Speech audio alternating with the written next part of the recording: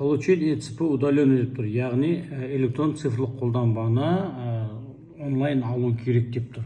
Мына заказать онлайн заявка беріп, осылай негізінде халықтың барлығы осылай онлайн өздері алу керек. Бірақ қазір жағдайда көп адамдар оны жасай алмайды да соңға барады.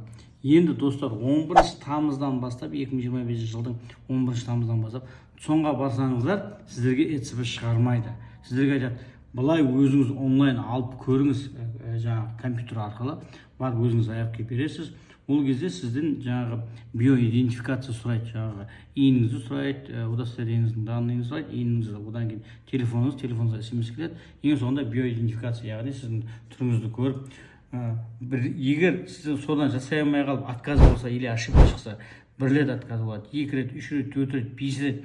5 рет сіз мүмкіндік жасадыңыз, 5-інде де сізге отказ берген болса ғана, одан кейін барып қана сіз соңға барсаңыз, сізге соның сотрудниктері, қызметкерлер сізге ЭЦП-ны ашып беретін болады. Ал егер солай 5 рет отказ алмайынша сіз барып соңға баратын болсаңыз, онда сізге айтады, бірінші ЭЦП заявка беріп көріңіз, 5 рет отказ алып көріңіз, сосын барып қана алатын боласыз. Сондықтан ЭЦП алатын болсаңыздар, бірінші біздің компанияға келіп онлайн алып көріңіздер, біздің қызметкерлер сіздерге көмектеседі.